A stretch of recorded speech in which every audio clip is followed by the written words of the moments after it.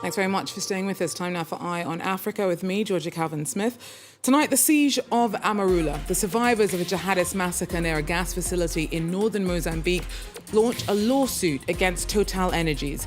They accuse the energy giant of abandoning them to their fate as slaughter unfolded around them in Palma. Also, the death toll continues to climb on both sides in the Israel-Hamas war. As outrage over Hamas's atrocities mount, there's also demonstrations of solidarity with besieged Palestinian civilians under siege as Israel responds to the killing of over 1,000 of its people. And a political crisis brews in Zimbabwe. All of the MPs of the main opposition party are suspended over protests in Parliament. The Citizens Coalition for Change claims a fake letter led to 15 of its lawmakers losing their seats. But first, 7 survivors and relatives of victims of a jihadist attack in northern Mozambique have launched an involuntary manslaughter lawsuit against French energy giant TotalEnergies. On March 24th, 2021, extremists slaughtered around 1,200 people in the town of Palma. It's near a huge natural gas facility run by TotalEnergies. Over 150 people, mostly subcontractors of the company, hid in the Amarula resort as the jihadist militia tried to break in.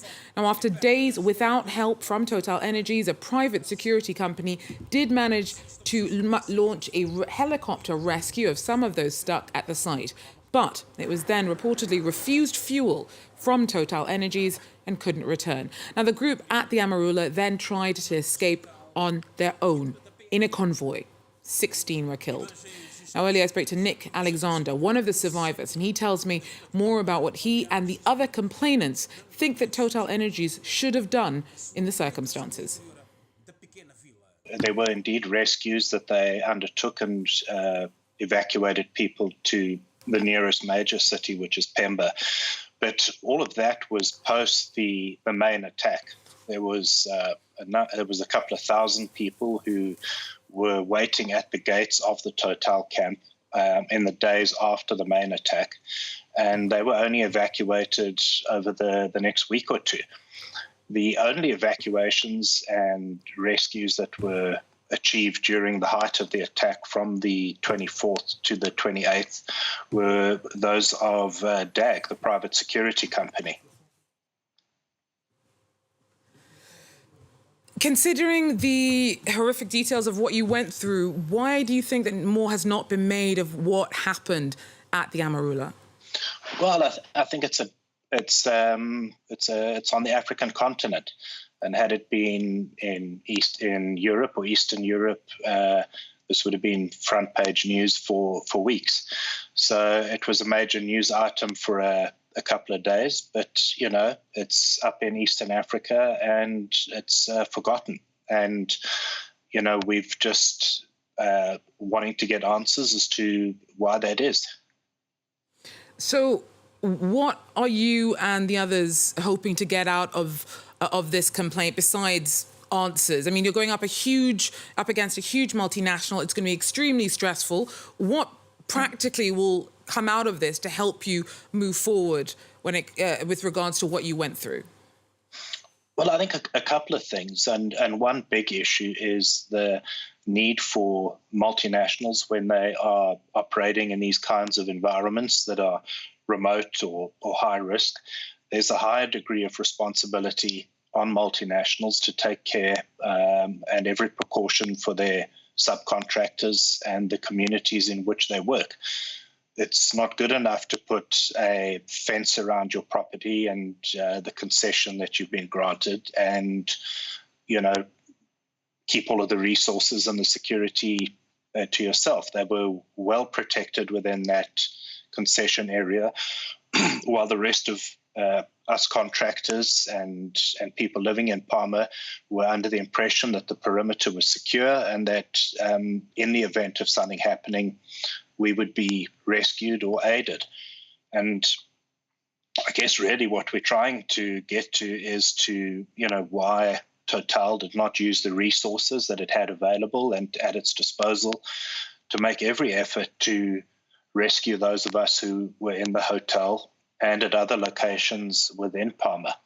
and they had a period of days before the attack to be prepared for this. And over the days during the main attack, which was approximately from the 24th to the 28th, there were a number of actions which could have been taken that could have saved additional lives and taken people to safety sooner.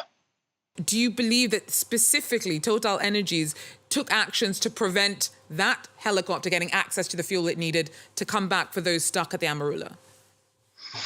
Well, we've heard from numerous sources, and I think in Total's press statement yesterday or today, they have said that fuel was denied to the private security company because they were just that, a private security company, and they were worried of reputational damage for, I guess, supporting an organization like that.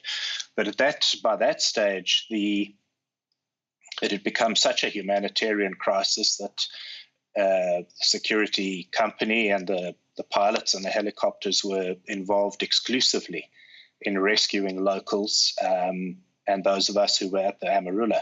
In fact, over the course of 4 days, they airlifted over 200 people.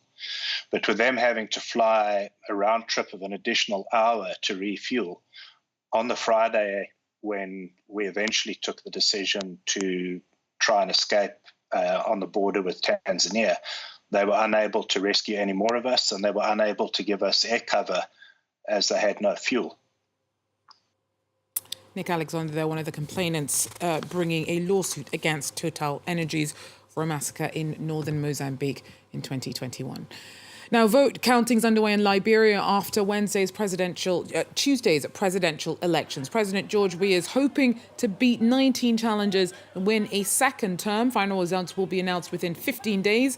Justice Baidu brings us more from Monrovia. Liberians are sitting on tenterhooks in wait for results from Tuesday's elections. There were places, especially to the eastern part of the country, where election times had to be extended by the Electoral Commission because voting materials would not arrive on time due to heavy rains and bad roads. The two frontrunners for this year's elections are President George Weah and former Vice President Joseph Boakai. These two contested in 2017 when Mr. Weah won in the second round of voting. The results from several parts of the country would be closely monitored, especially from places like the Nimba County, which is the country's second largest, and also from Monrovia, the capital, where 1 in 5 Liberians live. Egypt's called for de-escalation in the Israel-Hamas war as strikes continue to devastate Gaza in retaliation for the bloody weekend attack on Israel by Hamas extremists. Now, that sparked a spiral of violence that so far claimed at least 2,300 lives since Saturday. Alongside the outrage over Hamas's atrocities, there have also been declarations of solidarity with Palestinian civilians under siege in Gaza as Israel responds to the killing of over 1,000 of its people. Our correspondents report from Tunisia. For 48 hours, Saleh, a Palestinian student in Tunisia, has barely slept. His days are punctuated by the news reports coming from Gaza, where his whole family lives. هذا أحد الفيديوهات اللي جنب دارنا. Here it is, a video of my neighborhood. You see, everything was destroyed by bombing. I have no updates from my family. I can't reach them. Communication networks and internet were cut, as well as electricity in some places. It's really hard. The last time I was able to speak with my family, it was yesterday morning. And since then, nothing. In Tunis, there's been strong support for the people in Gaza facing Israel's bombing campaign. That followed the Hamas-led attack that killed over 1,000 in Israel on October 7th. On Tuesday, Tunisian lawyers organized a pro-Palestine demonstration in front of the main courthouse in Tunis.